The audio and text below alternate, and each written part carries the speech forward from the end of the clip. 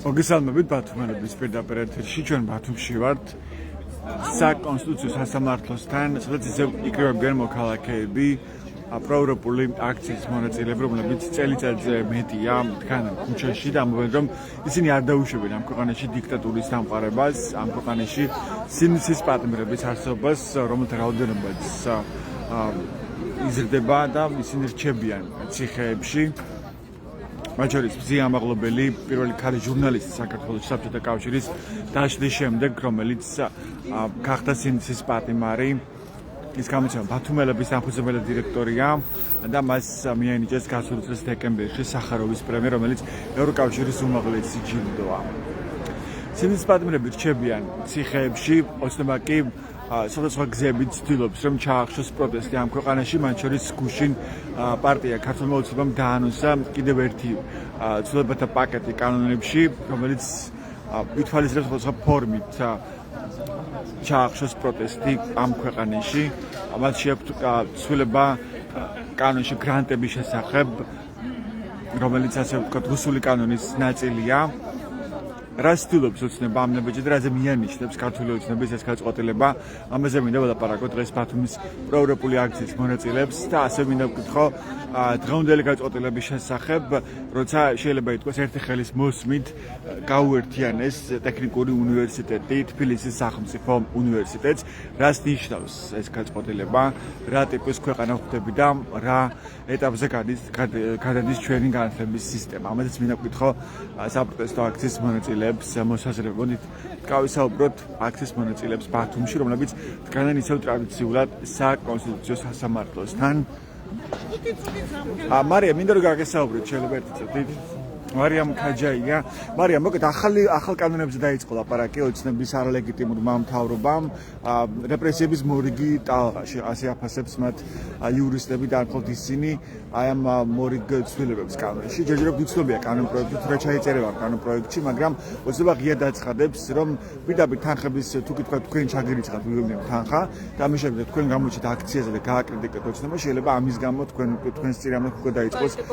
ხო, სამართალ წარმოება. რას ნიშნავს ეს ამბავი თქვენთვის? რა შეგიძლიათ უთხრათ ჩვენს მაყურებელს? მე ვეთანხმები იურისტების შეფასებას და ვფიქრობ, რომ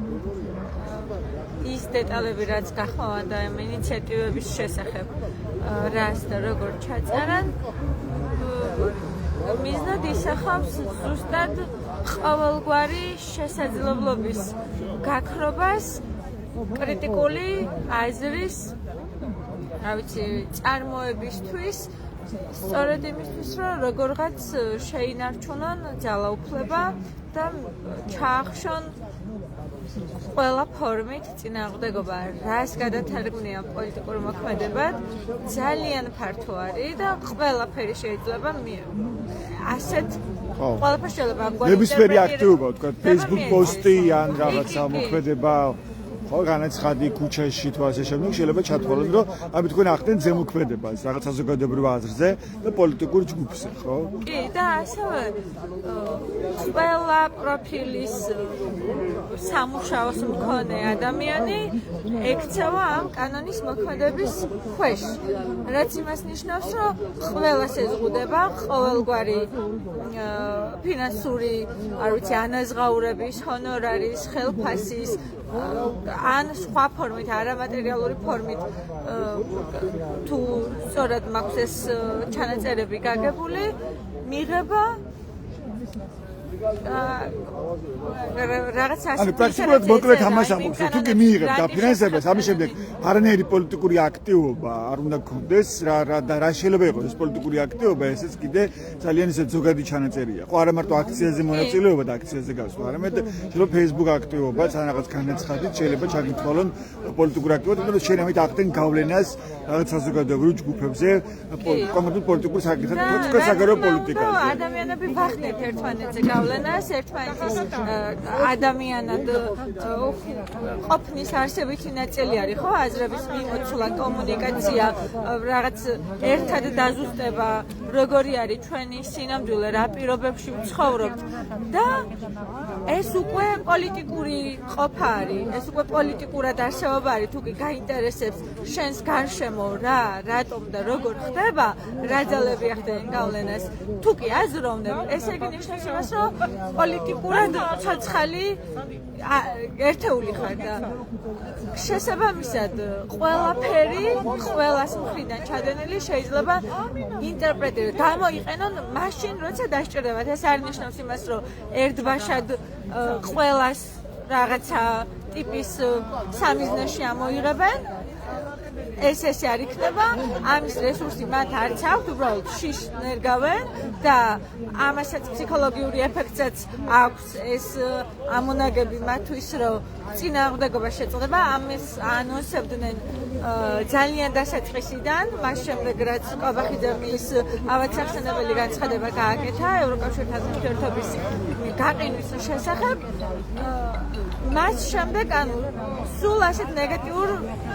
მოლოდინებში ამყოფებენ საზოგადოებას ახლაც ამას აქვს ადგილი და რა თქმა უნდა იმის იმედიც აქვთ რომ საჭირო დროს აამოქმედებენ ყველა ხელთ არსებულ ბერკეტს კანონმდებლობის სახით. მადლობა, ეს მარიამ გაჯაია იყო. ახლა გიღებენ ტრადიციულ ფოტოს ბათუმის პროევროპულ საპროტესტო აქციაზე საკონსტიტუციო სასამართლოსთან.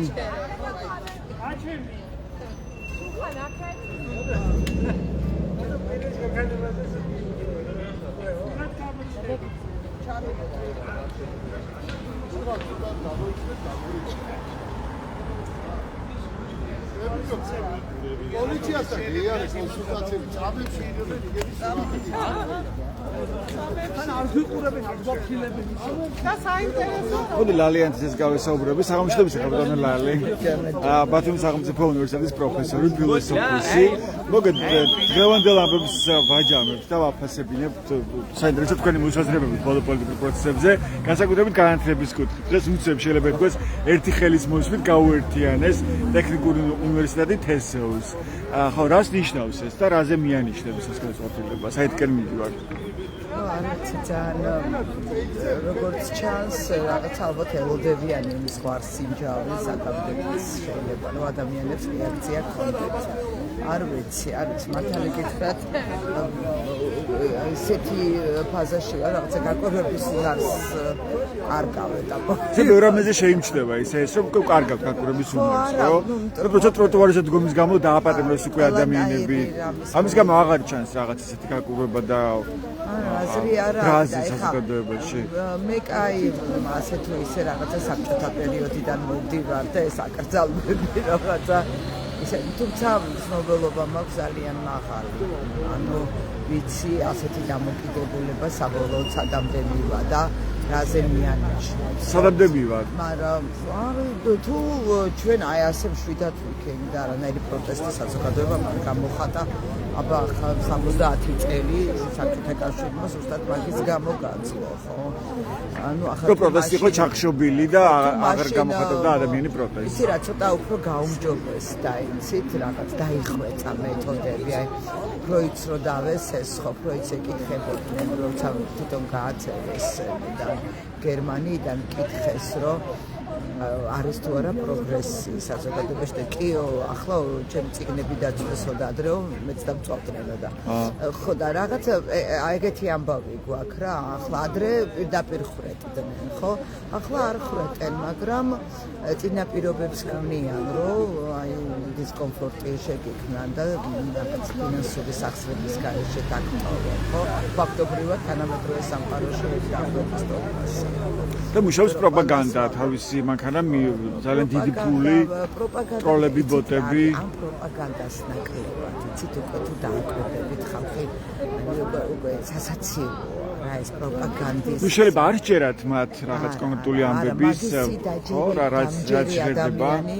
რა ვიცი ახლა თუ მართლა ჯერა უბრალოდ რა არის იცით ეს მაგრამ ის გრძნობელობა ქვეითდება ამაზე რას ფიქრობთ რომ ჩვენ აღარ გვაქვს კი არ აჯერებს ადამიანებს პროპაგანდა ის ვისაც უნდა რომ მათ დაუჯეროს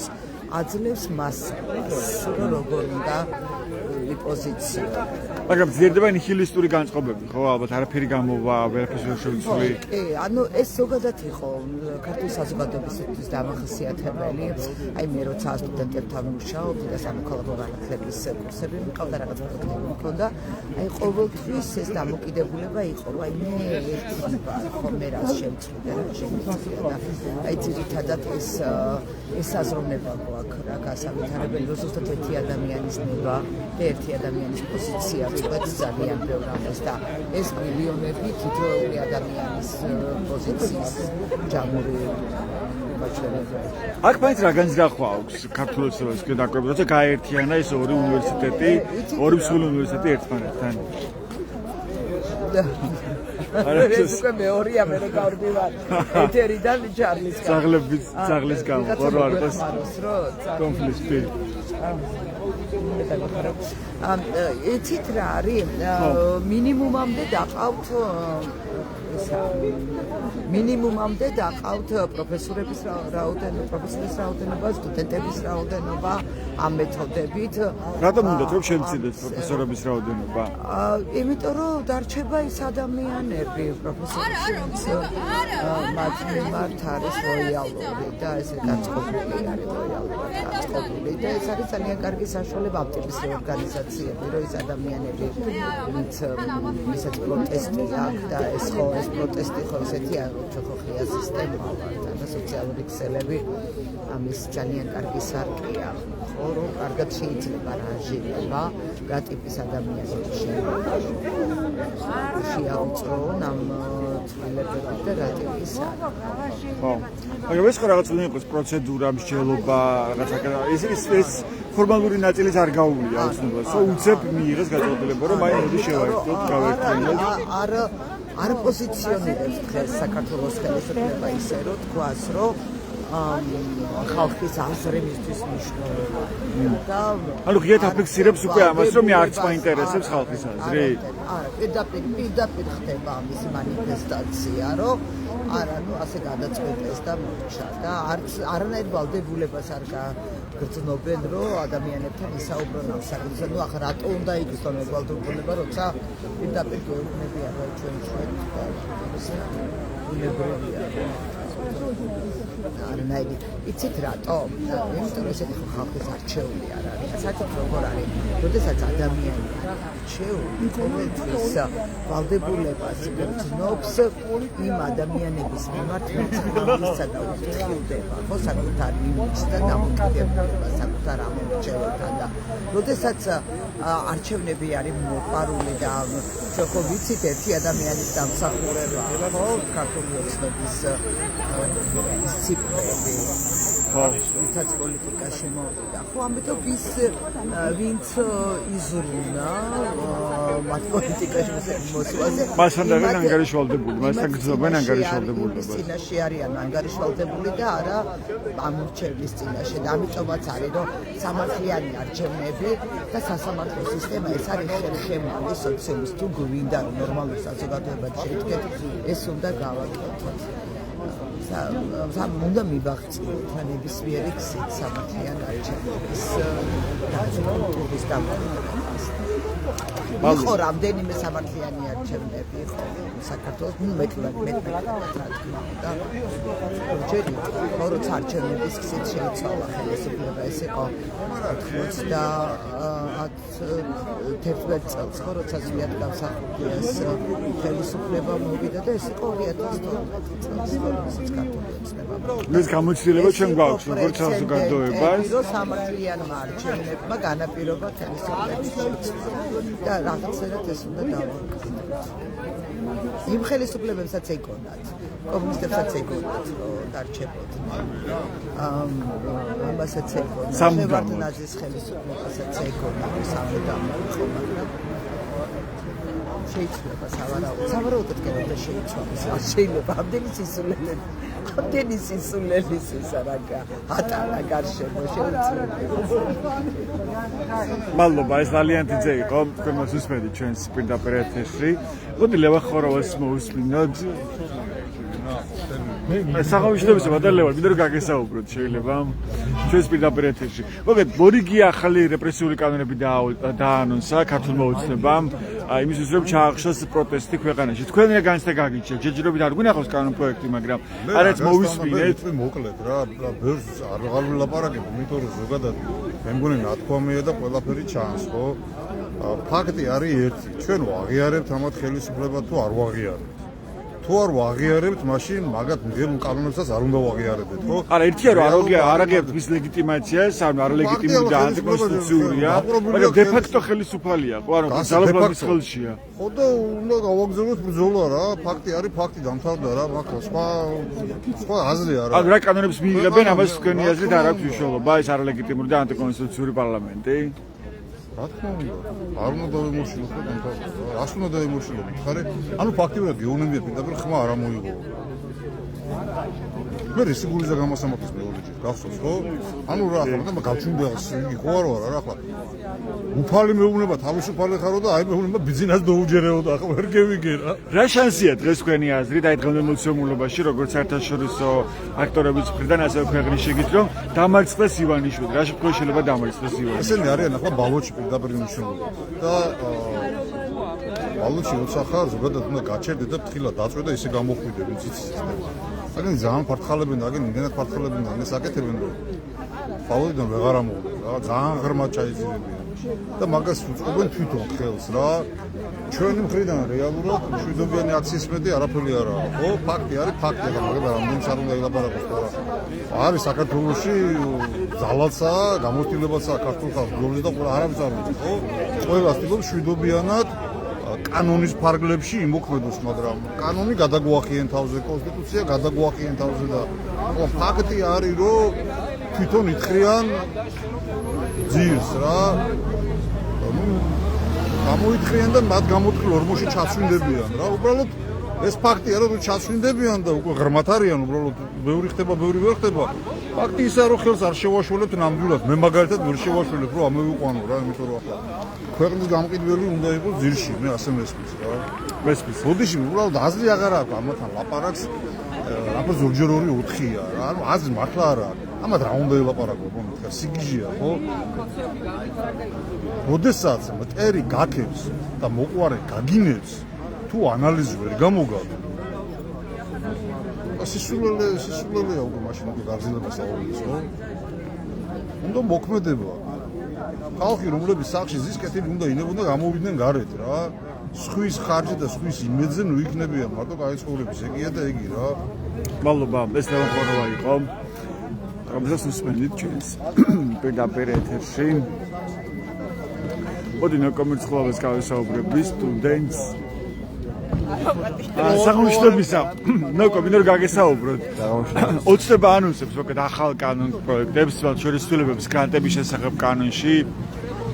აი რას ფიქრობთ რა ეტაპზე გადადის ოცნება რატომ რაზე მიანიჭებს ეს ახალი განაცხადი ჯერ ჩვენ არ გვინახავს ეს კანონ პროექტი რაც შეიძლება მაგრამ ჩანს რომ ნებისმიერი ფულის გადარიცხვა შეიძლება იყოს პრობლემა და ამის გამო დააკავონ ადამიანი თუ შემდეგ ისვიც ის ნახა მიიღო თქო გამოვა აქციაზე და არ გამოვა აქციაზე და Facebook-ში რაღაცას დააწერს თქო კრიტიკულ ქართული ოცნების წინააღმდეგ ხო და ხო დაასეჟღერს ჯერჯერობით ეს ისე ჩვენ გვითხრეს ამ კანონს ამსგავსება აი თავდაპირველი კანონი რო შემოიღეს ალბათობა იმისა რომ შეიძლება შეერამე დააშაო რომ მაგის კვალობაზე შეიძლება დაგვიჭირონ რა ხო აი ზუსტად ანალოგიურია რა იცადაც ხო ამათ ყველაფერზე შეუძლიათ საერთოდ დაგვიჭირონ რა უბრალოდ საკუთარი თავისთვის იმარტივებენ აკანონებენ ამ ყველაფერს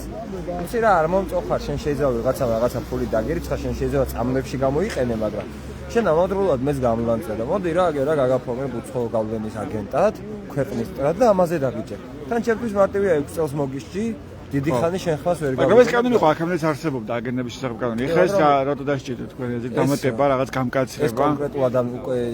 ისე დაიყვანეს რომ თითოეულ პიროვნებას შეიძლება შეეხოს რა აი მაგალითად კოცებზე რო ავიღოთ რა კოცებშიც ხო არის ის კატეგორია რომელსაც რაღაცა შეიძლება არ მოსწონდეს აი უფრო საკუთარი ამომრჩეველის მარტივად დასამორჩილებლად შესაძლებელია გამომდინარე იქედან რომ უკვე ვატყობთ ჩვენ რომ აი ამ ქოცევის ამომრჩეველებშიც კი გარკვეულწილად უთანხმოება აი ეს რაღაც ისეთი ხასიათები რომლებიც მათთვის ჯერ მიუღებელია და ამ ყველაფერს არ ელოდებიან ნელ-ნელა ვლინდება რომ ვიღაცები უკვე გამოთქვამენ რაღაც საკითხებზე პრეტენზიას რომელიც შეეხოთ უკვე და ამიტომ ეს ამომრჩეველებიც რომლებიც ხავთ რომ არ დაკარგო ნეუნებიან რომ იცი რა შენ ხო ემიგრანტი ყავს საზღვარგარეთ და შენ მისგან რო ფული დაგერიცხვა და შენ მე გამოლანცხავ ამაზე და შენ მოგიდგები უკვე კანონის ემით არა ანუ ყველა შეშინებას ცდილობენ აბსოლუტურად და დამორჩილება შეშინება იმიტომ რომ შეიძლება რაღაც ორგანიზაციაში არ იყოს ადამიანი მას მართლა ვიღაცა მისი მეგობარი თუნდაც რაღაც საარსებო მინიმუმს ურიცხავდეს მაგრამ ის ამავდროულად რაღაცას აპროტესტებს მან ეს პროტესტის კერაც კი ცადა რომ მოკლას საბოლოო ჯამში ამის სრული განხილვა როდესაც იქნება და ალბათ უფრო დეტალურად გავიგებთ კიდე ეს კანონი რას მოიაზრებს და ვის და როგორ შეეხება რამდენად იქ უფრო თვალსაჩინო იქნება მაგრამ ამ ყველაფერიდან გამომდინარე ახლა ჩვენთვის რაც არის ცნობილი და დღეს რა განცხადებებიც გააკეთა სახელმწიფო უსაფრთხოების სამსახურმა უკვე ნათელია რომ ეს არ არის კონკრეტულ რაღაც ორგანიზაციებზე ან კონკრეტულ ოპოზიციონერებზე ეს არის სრულიად მორგებული მთელს ერზე რომ იცი რა შენ შეიძლება იქ ფული არ დახარჯო მაგრამ მისი აღსრულება როგორ წარმოგიდგენია როგორ უნდა შეასრულო დააკავონ ადამიანები ამის გამო ვის უფრო ლოგიკური კითხვა მაგათ როგორ წარმოუდგენიათ ალბათ იმიტომ რომ აი მე არ მესმის ჯერ ხო იმაზე მივიღე შოკი რომ შეიძლება ადამიანმა რაღაცა ჩაიდინოს და მაგის გამო ვაკავებთო და ახლა იმის გამო ვაკავებთო რომ შეიძლება ის დარიცხული ფული სხვა საქმისთვის გამოიყენოს დაშვების დონეზე შეიძლება ნებისმიერი რაღაცა დაუშვათ რომ რაღაც ჩამოვარდეს აგურიციდან და ბიზნეივანიშვილს თავზე დაეცეს მაგრამ მაგის გამო ხო ზოგადად ვიშიში ცხარივის გაუწყვეტია ანუ ბოლოს და ეგეთი რაღაცა ყველაფრის დაშვება შეიძლება და მაგ ყველაფრის დაშვების გამო თუ ჩვენ დაგვიჭერეთ აი მაშინ თვითონ მათი მომხრეც აღარ დარჩება გარეთ და იქნებიან თვითონ და რავი მათი ოჯახის წევრები მართლა შემოღობეთ და ეგაა ქვეყანა აი ეს ხმდა გაწოდილება როცა გაერთიანეს TSU-სთან ტექნიკური უნივერსიტეტი ეს რას საჩვენებს თქვენთვის კატასტროფა არა ოღონდ მართლა გამომდინარე იქიდან რომ ყველა ერთი უნივერსიტეტი ერთი წიგნი, ერთი ფორმა, ერთი ფეხსაცმელი, ერთი ფეროვნება. არავინ არ გეკითხება რის სწავლა გინდა, არავინ არ გეკითხება სად გინდა ჩაბარება, არავინ არ გეკითხება რომელ ქალაქში გინდა ისწავლო. ჩვენ როგორც გადავწყვეტ ყველაფერი იქნება ეს. საბჭოთა კავშირს არ მოსწრები ვარ, მაგრამ ის ყველაფერი რაც მე საბჭოთა კავშირზე გამიგონია, ზუსტად ანალოგიური ზუსტად კეთდება ახლა. საბჭოთა კავშირის დროს არ შეიძლებოდა განსხვავებული ფერის წელსაბემი ქონოდა, არ შეიძლებოდა რაღაც განსხვავებული ფეხსაცმელი გცმოდა, არ შეიძლებოდა ერთი და იგივე მექანიზმი სადმე სხვადასხვა ადგილას გაკეთებული იყო, სხვადასხვა ფასი ქონოდა. იყო დაშტამბული ერთი და იგივე ასე რომ ვთქვათ, ნუმერაციის ადამიანებიც, ნივთებიც და რაღაც საგანმანათლებლო სისტემაც და იმას მიყვებოდა ყველა. მაგიტო იყო რომ ზედმეტი კითხვა არავის არ უჩნდებოდა, მაგიტო იყო რომ სახელმწიფო აკეთებდა იმ ყველაფერს რაც მას სურდა, ანუ სახელმწიფო რა თქმა უნდა ეგრეთ ჭყალებში გამომდინარე იქ რაღაც საბჭოთა კავშირის სახელმწიფოს გადამდგარი ყველაფერი იყო და ანალოგიურად ზუსტად რაც მე მესმოდა ამავდროულად ბავშვობაში რომ საბჭოთა კავშირის დროს ასე კეთდებოდა, ასე იყო, აი ასე მოქმედებდნენ, ზუსტად ერთ-ერთში მიდის ეს ეტაპი. ანუ აქეთკენ მივდივართ ჩვენ ახლა უნივერსიტეტებს აერთიანებენ ისე რომ არ ეკითხებიან პერსონალს რამდენად შეიძლება ეს ყველაფერი იყოს სახიფათო ეს ყველაფერი მოგებას უფრო მეც მოიტანს თუ ზიანს მეც მოიტანს რამდენად შეიძლება რომ განათლება ყველა სკოლაში ერთი და იმავე წიგნით ვასწავლოთ და იქნება თუ არა ეს ყველაფერი ჩვენთვის კარგი და მომავალი თაობისთვის მომგებიანი განათლების კუთხით თუ პირიქით ეს ყველაფერი განიცდის ფიასკოს და წავალთ უკან ისევ იქეთ საიდანაც ამოვედი არ შეიძლება ეს ყველაფერი ასე გაკეთდეს ეს გამოიწვევს ერის სრულიად დეგრადაციას იმიტომ რომ დაუნათლებელი ერი ყველაზე მარტივი ასე უფრო დაწინაურდებაო რეიტინგს მოიმატებს მგონი ხო თუ რაღაც აყოფით ამას ამბობდნენ რესურსების წარმომადგენლები TSU-ო ხო გადაწინაურდება საერთაშორისო რეიტინგებშიო მე არ ვიცი რა როგორ დაწინაურდება და რა იქნება მაგრამ ფაქტი არის ერთი რომ ადამიანებს უზღუდავენ თავისუფალი არჩევნის უფლებას მათ შორის დღეს უსმენდი რამოდენიმე ადამიანს რომელიც ამბობდა რომ ამ უნივერსიტეტებს გააჩნიათ სხვადასხვა კამპუსები, რამოდენიმე შენობა ლაბორატორიას თხოვენ, რომელიც შესაძლებელია ამ გაერთიანებით შემდგომ სახელმწიფო ინტერესებშიც გადავიდეს და აი ეს შენობები, რასაც ჩვენ გვაქვს საუბარი, რომ კონკრეტულ ლოკაციებზე უნდათ მათ მშენებლობის ამოწყება და ხელს უშლით აი ეს კამპუსები და ლაბორატორიები, შესაძლებელია თუნდაც აი ეგ იყოს გაფლაში, რომ ეს შენობები დაისაკუთრონ ეს ტერიტორია და მანდ ისევ მაღალსართულიანი რომელიმე მანდატის ქვეშ მყოფი ჩინოვნიკის რაღაც მონახაზი გახდეს, სადაც ააშენებს რაღაც 20-30 სართულიან ან 50 სართულიან შენობა, საიდანაც უფრო მეტ ფულს შემოვიდას საკუთარი ოჯახის ბიუჯეტში, მეტი არაფერი. მათ შორის საფრთხე არის მაგის ძალიან დიდი. ნახოთ რა იქნება, ნამდვილად არის, მაგრამ ფაქტია, რომ ეს ყველაფერი ჯერჯერობით კარგის მომასწავლებელი არ არის. მადლობა, ეს ნაკომირცხოვა იყო. ბათუმის პროევროპული აქციის ერთ-ერთი მონაწილე, გრძელდება ბათუმში პროევროპული აქცია მოქალაქეების თხანან საკონსტიტუციო სასამართლოსთან. მოდით კიდევ ერთ მოქალაქეს მოусმინოთ. საღამოშტობის ბოდიში მინდა რომ გაგესაუბროთ ბათუმელების პირდაპირ ეთერში. მოგეთ ქართული ოცნება ანონსებს მორიგ კანონებს, რეპრესიულ კანონებს შეიძლება ითქვას პროტესტის წინააღმდეგ. თქვენ როგორ გაიგეთ აი ეს ქართული ოცნების განაცხადი, რომ უნდა შევიდეს სრულებები გრანტების შესახებ კანონში, ნებისმიერი გადარიცხვა შეიძლება იყოს პრობლემური, შემდეგ თქვით მაგალითად თქვენ რაღაც პოლიტიკური განაცხადი კრიტიკა გექნებათ ქართული ოცნების მისამართით. ავიწყოთ იქიდან რომ ქართული ოცნება დღეს აღებურობს ამ კანონებს. მაგრამ მორიგი პაკეტია ახლა, მორიგი ნაბიჯია. მაგრამ ვერ გაკეთა ეს საზოგადოება, ამ საზოგადოების გაკეთვაზე ან ვერ შეძლებს ის ამ ნაბიჯებით რომ გააქროს რაღაცა შემორჩენილი თუ გადარჩენილი დემოკრატიული ინსტიტუტები ამ ქვეყანაში. ადამიანებს ანუ კრიტიკულად განწყობილი ადამიანები თქვენს ქართული ოცნების ეგრეთ წოდებულმა ფრთამ რომ თუ არ აწყობთ ამ ქვეყანაში ცხოვრება და ამ ჩვენი კანონები ცხოვრებაში წავიდნენ, მე ღიად დახმამაღლავ რომ არცად ვაპირებ წასვლას და არც ვეგუები ეგეთ კანონებს, იმიტომ რომ კანონი უნდა იყოს ჩვენ 21 საუკუნეში ვცხოვრობთ და განათლების რეფორმის იდიოტურმა რაღაც რეფორმამ კი არა რეფორმამ რომელმაც საზოგადოების დიფერენციაცია გამოიწვია და ეგრეთ წოდებული ელიტებისთვის სიბრძნე ჩვენ ამისთვის არ გვიბრძოლია 30 წელი უკვე. ხო, მაგრამ შეიძლება განიხილავთ რომ ის არ ეგუება ამ ახალ წესებს და დიქტატურას, მოდი პირდაპირ ვთქვათ. შეიძლება ესენი დააპატიმრონ. დაგვაპატიმრონ და რამდენს დააპატიმრებინ არ ეყოფათ ციხეები. არ ეყოფათ დაპატიმრებული მადლობა მინდა უთხრა იმ ბიჭებს ვინც სინდის ვისაც ჩვენ სინდისის პატიმრებს ვეძახით. დიდი მადლობა ერთხელ კიდე იმ ბიჭებს რომ მათგან ერთი ადამიანიც კი ვერ ნახეს რომ გაეტეხათ და ისინი იქ ეგუებიან აი ამ რეჟიმს ჩვენ რა უფლება გვაქვს რომ ბრძოლა არ გავაგრძელოთ.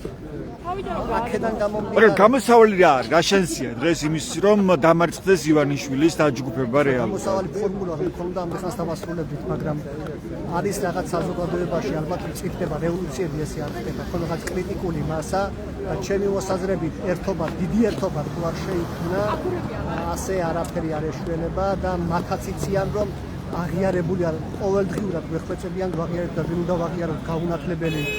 უწიგნური პრეზიდენტი თუ ეგრეთ წოდებული თითქოს დოქტორანტი პრემიერი რომელიც აი ეგეთ კანონებს ღებულობს მსოფლიოში არც ერთ რეჟიმს არ მიუღია ირანსა და იმას ავღანეთს გადავასწავლით რა კანონი. ხო. თქვენ გულისხმობთ პოლიტიკურ ერთობას და საზოგადოების ერთობას. მაგრამ შესაძლებელია დღეს ამის მიღწევა, იმიტომ რომ ძალიან ბევრია იმედგაცრუებული, შეიძლება არ ჯერა იმ ტყუილებს, სადაც მას ეუნება პროპაგანდისტული მედიები, მაგრამ იმედგაცრუებულია და ვერ ხედავს პოლიტიკურ ლიდერებს, ვერ ხედავს პოლიტიკური პარტიების ერთობას, რომ აი მიენდოს რაღაც კონკრეტულ პოლიტიკურ ჯგუფს, რომელსაც აქვს სტრატეგია, ხედვა, თქვენ როგორ ხედავთ? არის მინდა გითხრათ, მაგრამ ერთხელ და სამუდამოდ უნდა გადავაბიჯოთ, მე იმასთან არ გავჩერდები ეს ამას დიდი ერთობითაა შესაძლებელი ისტორია ყოველ შემთხვევაში ასე გვასწავლეს, სანამ დიდი ერთობა არ შეიქმნება რეჟიმები ესეულად არ იცვლება. ამავე დროს წარმატება უნდა უკრაინას, უკრაინაში განვითარებული მოვლენები ბევრად აისახება ჩვენს ქვეყანაზე და არა მარტო უკრაინაში განვითარებული მოვლენები ბოლოს ირანი დაემატა, ამიტომ საერთაშორისო საზოგადოებისთვის ჯერ იმდენად დიდი გლობალური პრობლემებია მსოფლიოში, რომ პატარა საქართველოსთვის არ ცალიათ, მაგრამ მინდა გითხრათ, რომ რაღაც დღეს ეუთოში გაკეთებულმა შეიფრა მოსკოვის ამოქმედა მოსკოვის მექანიზმი საქართველოს შესახებ. დიახ,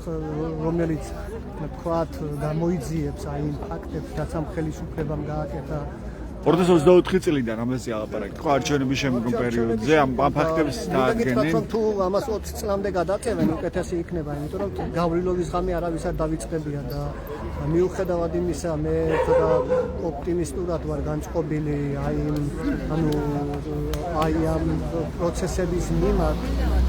ბოლომდე ოპტიმიზმი ვინარჩუნებ მაგრამ პასუხი დღეს თუ არა ხვალ უნდა მოეთხოვოს გავრილოვის ღამის შემოქმედებსაც კი მაგრამ მის მხარდამჭერს არაფერს არ ვეჭვენ ჩვენ ერთად უნდა გავაგრძელოთ და ერთად უნდა ავაშენოთ ეს ქვეყანა და დემოკრატიის არციც ამაში მდგომარეობს რომ განსხვავებული შეხედულების ადამიანები უნდა დარდგენ და სახელმწიფოებრივად უნდა იფიქრონ და სახელმწიფო ინსტიტუტების შენებლობას უნდა შეეწყონ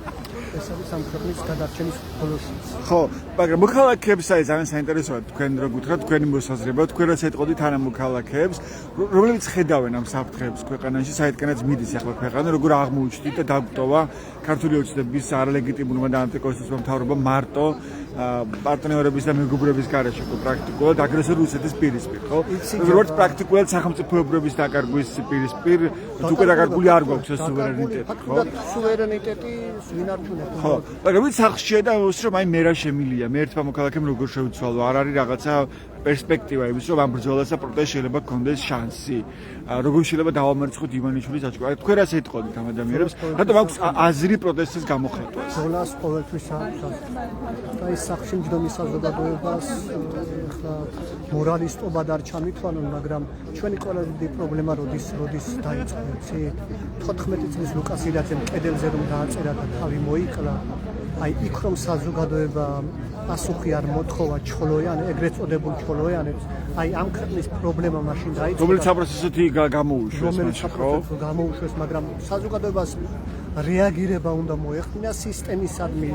ერთი ჩხოლოიანი არაფერს არ წყვეტს, სისტემამ გადაწყვეტა 14 წლის ლუკას ირაძეს მკვლელობა. მკვლელობა თვითმკვლელობა იყო, მაგრამ მე მკვლელობას იმიტომ ვარქმევ, რომ საზოგადოებამ ეს ვერ მივიტანეთ და ხომ დავინახეთ, რომ 14 წლის ლუკას ირაძის სიკვდილი ანუ ისე 14 ლუკას ხომ არაფერი დაუშავებია.